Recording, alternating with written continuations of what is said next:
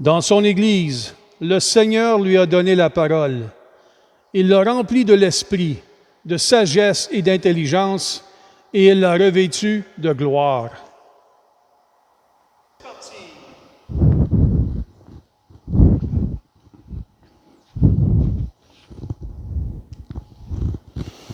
Au nom du Père et du Fils et du Saint-Esprit, la grâce de Jésus-Christ notre Seigneur, l'amour de Dieu le Père et la communion de l'Esprit Saint soient toujours avec vous. Aujourd'hui, c'est le 8 août, c'est la fête de Saint Dominique, le fondateur de l'ordre des prêcheurs, qu'on appelle communément les Dominicains. Alors, au cours de cette célébration, nous allons avoir une intention spéciale pour tous les frères prêcheurs par tout le monde entier, parsemés par tout le monde entier, qui continuent, n'est-ce pas, le travail de l'évangélisation. Alors, aujourd'hui, n'allons pas non plus oublier que nous sommes toujours sur notre route vers, n'est-ce pas, la fin de notre année jubilaire qui va se terminer au mois de décembre. Mais en attendant, nous continuons à prier, à demander des grâces spéciales sur tous les membres de la communauté pour que cette année soit toujours spéciale en nous, qu'il soit un élan pour nous dans notre vie comme chrétiens, dans notre foi, dans notre charité, mais aussi dans notre espérance. Commençons au début de cette rencontre par nous tourner vers le Père miséricordieux. Je confesse à Dieu Tout-Puissant, je reconnais devant vous, frères et sœurs, que j'ai péché en pensée, en parole, par action et par omission. Oui, j'ai vraiment péché. C'est pourquoi je supplie la bienheureuse Vierge Marie, les anges, tous les saints, et vous aussi, frères et sœurs, de prier pour moi, le Seigneur notre Dieu. Que Dieu Tout-Puissant nous fasse miséricorde, qu'il nous pardonne nos péchés et nous conduise à la vie éternelle. Seigneur, prends pitié. Ô Christ, prends pitié. Seigneur, prends pitié. Prions le Seigneur.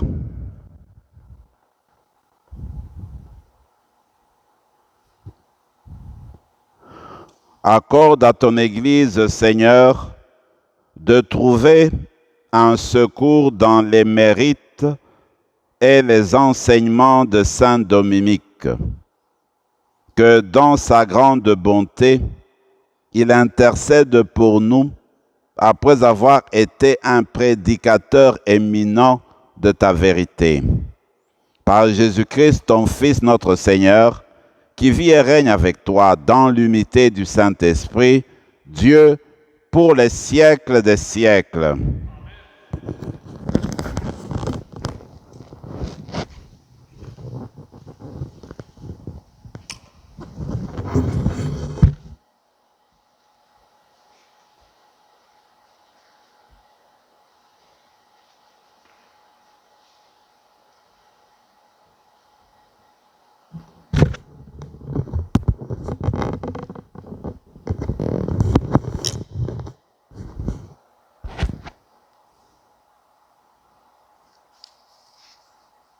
Du livre des Nombres.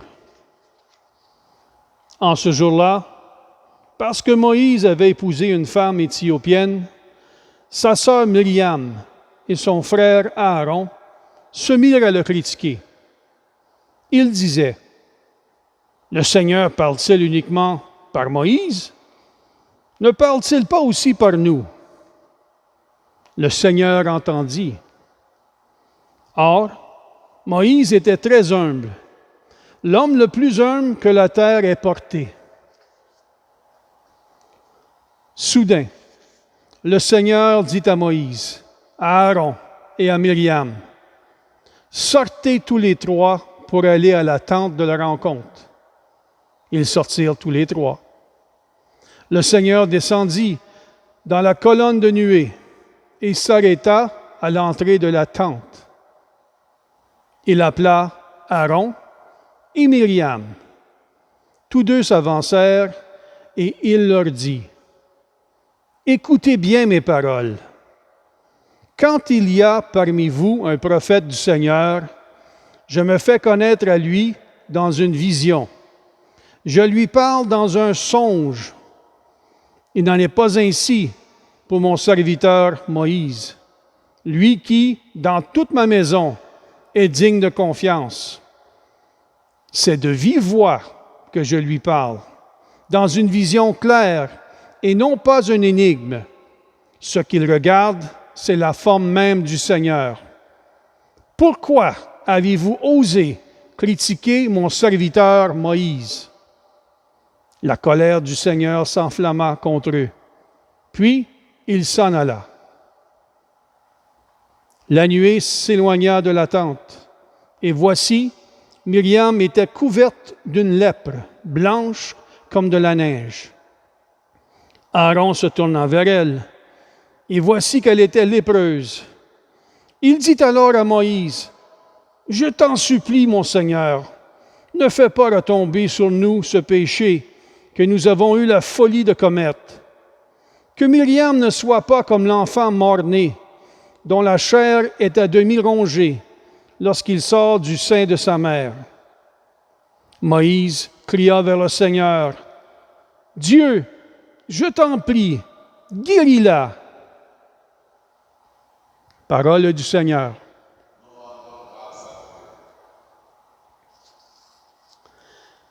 Pitié, Seigneur, car nous avons péché.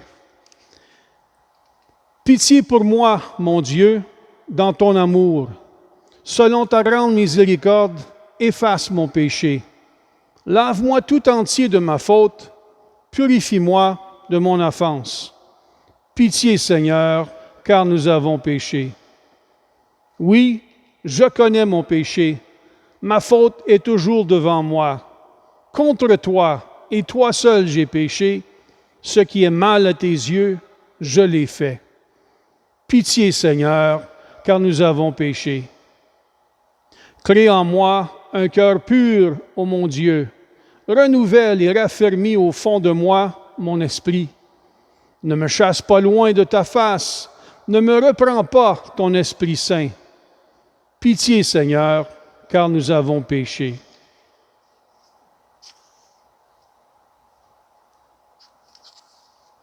Alléluia, Alléluia. Rabbi, c'est toi le Fils de Dieu. C'est toi le Roi d'Israël. Alléluia.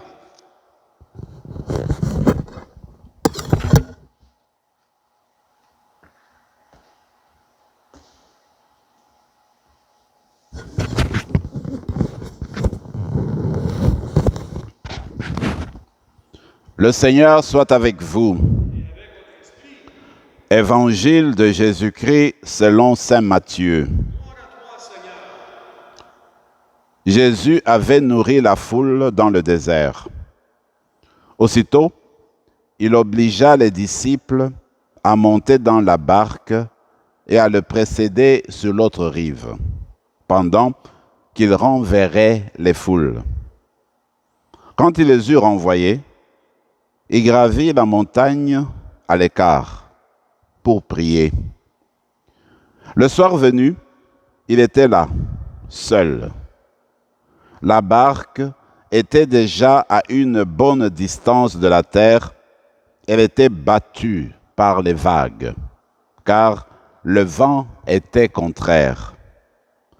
Vers la fin de la nuit, Jésus vint vers eux en marchant sur la mer. En le voyant marcher sur la mer, les disciples furent bouleversés. Ils dirent, « C'est un fantôme !» Pris de peur, ils se mirent à crier. Mais aussitôt, Jésus leur parla. « Confiance, c'est moi, n'ayez pas peur. » Pierre prit alors la parole. « Seigneur, si c'est bien toi, ordonne-moi de venir vers toi sur les eaux. » Jésus lui dit, « Viens. » Pierre descendit de la barque et marcha sur les eaux pour aller vers Jésus. Mais en voyant la force du vent, il eut peur et, comme il commençait à enfoncer, il cria « Seigneur, sauve-moi !» Aussitôt, Jésus étendit la main, le saisit et lui dit « Homme de peu de foi, pourquoi as-tu douté ?» Et quand ils furent montés dans la barque, le vent tomba. Alors, ceux qui étaient dans la barque se prosternèrent devant lui et ils lui dirent « Vraiment, tu es le Fils de Dieu. » Après la traversée, ils abordèrent à Génézareth. Les gens de cet endroit reconnurent Jésus. Ils firent avertir toute la région et on lui amena tous les malades. Il les suppliait de leur laisser seulement toucher la frange de son manteau. Et tous ceux qui le faisaient furent sauvés. Acclamons la parole de Dieu. Louange à toi, Seigneur Jésus. Mes chers amis, nous avons là deux beaux textes de l'Écriture. Le premier est un extrait du livre des Nombres qui nous rapporte, qui nous relate un épisode de la vie de Moïse. Voilà que Moïse, dans sa vie personnelle, a pris la décision d'épouser une femme éthiopienne. Alors, sa sœur Myriam et son frère Aaron se sont mis à quoi? À le critiquer. Et la critique portait en fait sur la vocation particulière de Moïse. Lui qui parlait avec Dieu, lui qui prophétisait au nom de Dieu, lui qui transmettait le message de Dieu au peuple de Dieu. Alors ils disent, mais pour qui se prend Moïse? Est-ce qu'il croit qu'il est le seul à transmettre le message de Dieu? À ce propos-là, je trouve que tel que l'histoire est rapportée, tel que l'histoire est présentée, le récit tel qu'il nous est donné, il est présenté, il est composé, c'est comme pour nous faire entrer dans l'esprit de famille. Voyez-vous, dans nos familles, ça peut arriver que avec l'un ou l'autre frère, une autre sœur, que nous mettions à critiquer à une autre sœur ou un autre frère. Voyez-vous? Alors, maintenant, regardez, Dieu, il agit comme les parents. Il va rassembler Moïse et son frère et sa sœur. Et il va parler à Aaron et à Myriam, le frère et la sœur de Moïse, et il va rappeler que maintenant, Moïse est vraiment prophète. Parce qu'avec les autres prophètes, Dieu peut s'exprimer à travers eux, par vision, par rêve, par d'autres voies. Mais avec Moïse, c'est une conversation directe.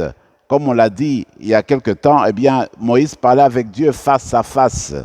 Alors, comme pour dire, en fait, le souci de ces récits, et même le souci de tout le livre des Nombres, c'est de mettre en évidence la vocation particulière, exceptionnelle de Moïse. Que Moïse, c'est le prophète. C'est le prophète par excellence. Dans tout l'Ancien Testament, tout se réfère à lui. Alors dans ce texte, en fait, on essaie de montrer comment Moïse, Dieu lui-même le reconnaît, l'a placé comme son porte-parole direct. Et même ce livre, ce récit, essaie de montrer comment Moïse, par la grâce de Dieu, était tellement proche de lui qu'il pouvait faire fléchir Dieu sur l'une ou l'autre chose. On regarde, Myriam est frappée de la lèpre à la fin de ce récit. Mais Moïse va prier pour sa sœur et sa sœur va guérir. On va vous montrer comment Moïse est vraiment le prophète. Et il va mettre ainsi dans tout le livre du Nombre. Mais c'est important de mettre en évidence le rôle particulier de Moïse dans l'Ancien Testament, parce que la tradition chrétienne présentera Jésus comme le nouveau Moïse, parce que l'Ancien Testament est passé, L'ancienne alliance s'est écoulée. Maintenant, c'est une nouvelle alliance que le Seigneur entame avec son peuple. Et dans la nouvelle alliance, le prophète, c'est Jésus. C'est le nouveau Moïse, c'est le Fils de Dieu. Alors, quand on comprend vraiment le rôle de Moïse, l'importance de Moïse dans l'ancienne alliance, on peut arriver à saisir, d'une certaine manière, le rôle particulier de Jésus dans la nouvelle alliance. Et il ne faut pas oublier, Jésus est plus grand que Moïse, parce qu'il est Fils de Dieu. Donc, dans la célébration d'aujourd'hui, nous allons nous rappeler que vivre en famille, c'est bien, qu'il faut éviter de nous critiquer les uns les autres. Et toujours, comme les parents nous l'ont toujours dit, quand il y a quelque chose avec ton frère, eh bien, tu vas lui parler. Essaie de vous entendre. Quand on était enfant, qu'on jouait, on nous apprenait de partager les choses, de partager les jouets, de respecter nos frères et nos sœurs, de les aimer, et d'être correct avec eux. Et moi, je pense que ce sont des choses qui peuvent revenir aujourd'hui en voyant comment Dieu joue le rôle de parent. Il rassemble les trois et essaie de créer, n'est-ce pas, une réconciliation. Donc, aujourd'hui, prions pour nos frères et sœurs de sang, pour nos frères et sœurs spirituels dans notre communauté, pour que le Seigneur permette qu'on vive toujours en bon terme avec eux, qu'on vive toujours dans l'esprit de réconciliation pour bâtir le nouveau monde. L'évangile est très populaire, c'est la suite de la multiplication de pain. Juste de petites choses là. Voyez-vous, quand Jésus a marché sur l'eau, alors les disciples ont peur, c'est un fantôme. Jésus dit, n'ayez pas peur, ayez confiance, c'est moi. Alors, cette parole-là, n'ayez pas peur, ne craignez pas, eh bien, elle est reprise plusieurs fois dans toute l'Écriture. Il y a même des spécialistes qui essaient de les compter, il y a X nombre de cette injonction-là, n'ayez pas peur, ne craignez pas. D'ailleurs, le pape Jean XXIII, je veux dire Jean-Paul II, a beaucoup insisté là-dessus aussi. Et puis, dès le début de son règne, il est revenu souvent sur cette parole-là du Christ, cette parole de l'Écriture, n'ayez pas peur, ne craignez pas. Le pape François vient de terminer, n'est-ce pas, sa rencontre avec les jeunes au Portugal, exactement, dans la capitale, n'est-ce pas, Lisboa, à Lisbonne. Maintenant, il a utilisé aussi cette parole dans sa dernière homélie, l'homélie conclusive. Alors il dit aux jeunes, n'ayez pas peur de retourner dans votre vie, dans votre monde et de faire face à toutes sortes de situations parce que la main de Jésus est toujours sur vous. Parce que Jésus vous conduit, Jésus est présent dans votre vie, vous n'avez rien à craindre. C'est vrai qu'il peut toujours y avoir un peu de trouble, il peut toujours y avoir un peu de tempête, mais le Seigneur est celui qui vient calmer la tempête et celui qui nous permet d'affronter le temps difficile parce qu'il est à côté de nous. Alors on peut arriver à surmonter ces moments d'épreuve. N'ayez pas peur. Et il me semble que cette parole s'adresse à chacun, chacune d'entre nous. Ne craignez pas. Je suis là. Confiance. C'est moi.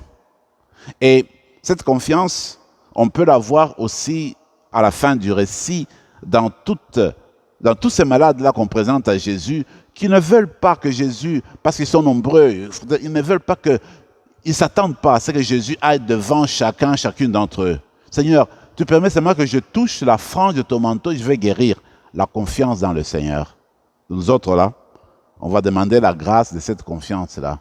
Que quand nous recevons l'Eucharistie, quand nous touchons l'Eucharistie de nos propres mains, eh bien, que cette Eucharistie nous apporte la guérison spirituelle, que cette Eucharistie nous transforme, nous change et fasse de nous des disciples missionnaires. Ceux-là qui vont annoncer que Jésus est là, comme on fait, n'est-ce pas, les personnes qui se sont rendues compte que Jésus arrivait à Génézareth, ils sont partis annoncer partout, il est venu. Alors ils ont apporté tous les malades. Alors, notre mission, après avoir fait l'expérience du Christ, c'est d'aller annoncer qu'il est ici, que tout le monde peut aller vers lui, tout le monde peut recevoir la guérison spirituelle et physique, tout le monde peut avoir une transformation profonde à partir de sa rencontre avec Jésus-Christ.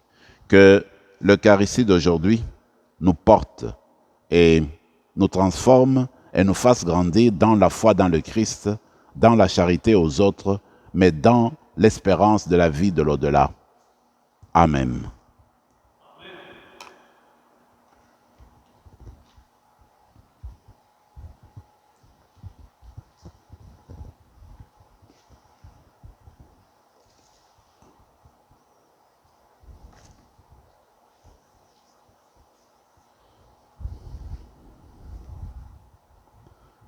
Tu es béni, Seigneur, Dieu de l'univers, toi qui nous donnes ce pain, fruit de la terre et du travail des hommes et des femmes.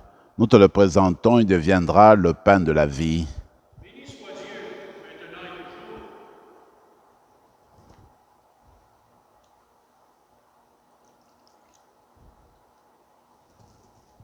Comme cette eau se mêle au vin pour le sacrement de l'Alliance, puissions-nous être unis à la divinité de celui qui a pris notre humanité.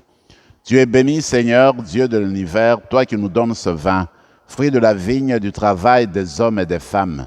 Nous te le présentons, il deviendra le vin du royaume éternel. Béni soit Dieu, maintenant et toujours. Humbles et pauvres, nous te supplions, Seigneur, accueille-nous. Que notre sacrifice en ce jour trouve grâce devant toi. Lave-nous de nos fautes, Seigneur. Purifie-nous de nos péchés. Prions ensemble, mes frères et mes sœurs, au moment d'offrir le sacrifice de toute l'Église. Pour la gloire de Dieu et le Salut du monde. Par l'intercession de saint Dominique, écoute avec bienveillance, Seigneur, les prières que nous te présentons.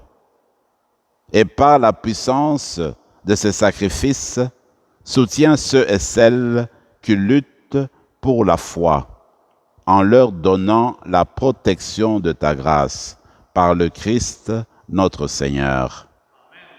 Le Seigneur soit avec vous. Élevons notre cœur.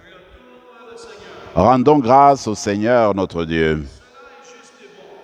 Vraiment, il est juste et bon, pour ta gloire et notre salut, de t'offrir notre action de grâce toujours et en tout lieu. Seigneur, Père très saint, Dieu éternel et tout-puissant par le Christ notre Seigneur. Tu donnes à ton Église de se réjouir en la fête de Saint Dominique. Par l'exemple qu'il a donné, tu nous encourages. Par son enseignement, tu nous éclaires. À sa prière, tu veilles sur nous. C'est pourquoi, avec la multitude des anges et des saints, nous chantons l'hymne de ta gloire et sans fin, nous proclamons. Saint, Saint, Saint, le Seigneur Dieu de l'univers, le ciel et la terre sont remplis de ta gloire. Hosanna au plus haut des cieux. Béni soit celui qui vient au nom du Seigneur. Hosanna au plus haut des cieux. Toi qui es vraiment saint, toi qui es la source de toute sainteté, Seigneur, nous te prions. Sanctifie ces offrandes en répandant sur elles ton esprit, qu'elles deviennent pour nous le corps et le sang de Jésus le Christ notre Seigneur. Au moment d'être livré et d'entrer librement dans sa passion, il prit le pain. Il rendit grâce, il le rompit et le donna à ses disciples en disant « Prenez et mangez-en tous, ceci est mon corps livré pour vous. »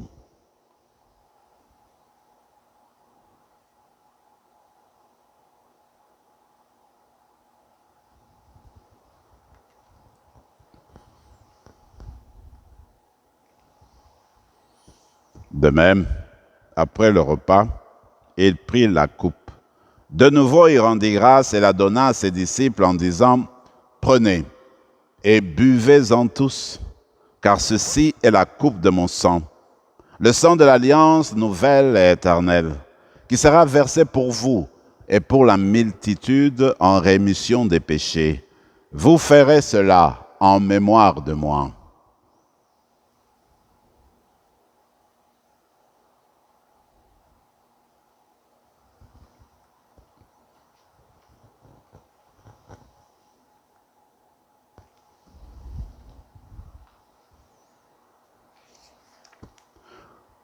Acclamons le mystère de la foi. Quand nous mangeons ce pain et buvons à cette coupe, nous annonçons ta mort, Seigneur ressuscité, et nous attendons que tu viennes. En faisant ainsi mémoire de la mort et de la résurrection de ton Fils, nous t'offrons, Seigneur, le pain de la vie et la coupe du salut. Et nous te rendons grâce, car tu nous as estimés dignes de nous tenir devant toi pour te servir. Humblement, nous te demandons qu'en ayant part au corps et au sang du Christ, nous soyons rassemblés par l'Esprit Saint en un seul corps. Souviens-toi, Seigneur, de ton Église répandue à travers le monde. Fais-la grandir dans ta charité en union avec notre pape François, notre évêque Marcel, Yvan son auxiliaire, et tous les évêques, les prêtres et les diacres. Souviens-toi aussi de nos frères et sœurs qui se sont endormis dans l'espérance de la résurrection. Et souviens-toi dans ta miséricorde de tous les défunts. Accueille-les dans la lumière de ton visage. Sur nous tous enfin, nous implorons ta bonté. Permets qu'avec la Vierge Marie, la bienheureuse Mère de Dieu, avec Saint Joseph son époux, les apôtres, Saint Dominique et tous les saints qui ont fait ta joie au long des âges, nous ayons part à la vie éternelle et que nous chantions ta louange et ta gloire par ton Fils Jésus, le Christ. Par lui, avec lui et en lui, à toi, Dieu le Père Tout-Puissant, dans l'unité du Saint-Esprit, tout honneur et toute gloire pour les siècles des siècles. On raconte que Saint Dominique, en fait, qui était déjà chanoine dans une église de la cathédrale de Usman en Espagne, quand il a vu la misère dans les villages, dans des endroits pauvres, il a vu la pauvreté aussi, il s'est dit non, il faut faire quelque chose. Alors il a senti l'appel de la prédication pour annoncer la parole de Dieu en vue de transformer la vie des plus démunis, des plus pauvres. Il est devenu un grand prédicateur. On va demander par la prière de notre Père que le Seigneur nous donne cette grâce-là, d'annoncer notre évangile, pas nécessairement avec les paroles, mais surtout avec les actes, pour que les personnes qui sont dans les besoins puissent sentir la présence du Seigneur. Ensemble, notre Père qui es aux cieux, que ton nom soit sanctifié, que ton règne vienne, que ta volonté soit faite sur la terre comme au ciel. Donne-nous aujourd'hui notre pain de ce jour. Pardonne nos offenses comme nous pardonnons aussi à ceux qui nous ont offensés. Et ne nous laisse pas entrer en tentation, mais délivre-nous du mal. Délivre-nous de tout mal, Seigneur, et donne la paix à notre temps. Soutenus par ta miséricorde, nous serons libérés de tout péché, à l'abri de toute épreuve. Nous qui attendons que se réalise cette bienheureuse espérance, l'avènement de Jésus-Christ, notre Sauveur. Car c'est à toi qu'appartiennent le règne, la puissance et la gloire pour les siècles des siècles. Seigneur Jésus-Christ, tu as dit à tes apôtres, je vous laisse la paix, je vous donne la paix. Ne regarde pas nos péchés, mais la foi de ton Église. Pour que ta volonté s'accomplisse, donne-lui toujours cette paix et conduis-la vers l'unité parfaite. Toi qui vis et règnes pour les siècles des siècles. Amen. Que la paix du Seigneur soit toujours avec vous. Agneau de Dieu, qui enlève les péchés du monde, prends pitié de nous. Agneau de Dieu qui enlève les péchés du monde, prends pitié de nous. Agneau de Dieu qui enlève les péchés du monde, donne-nous la paix. Seigneur Jésus-Christ, que cette communion à ton corps et à ton sang n'entraîne pour nous ni jugement ni condamnation, mais que par ta bonté, elle soutienne notre esprit et notre corps et nous donne la guérison.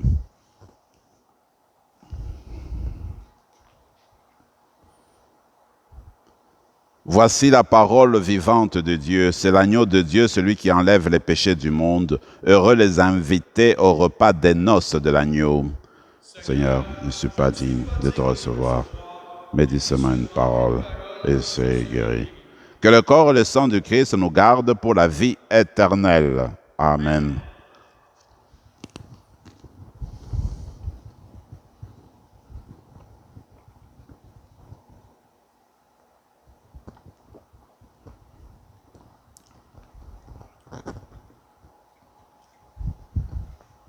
Corps du Christ. Amen.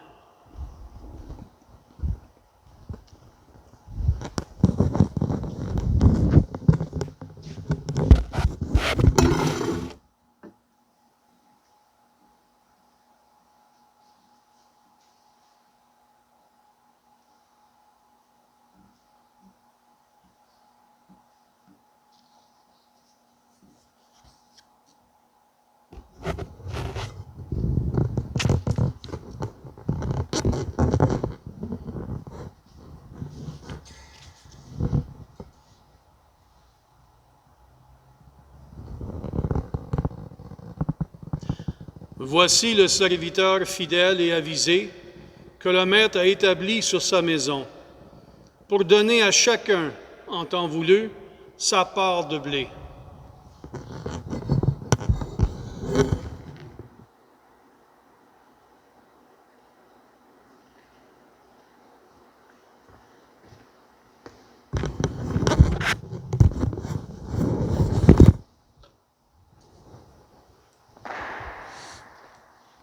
Prions encore le Seigneur.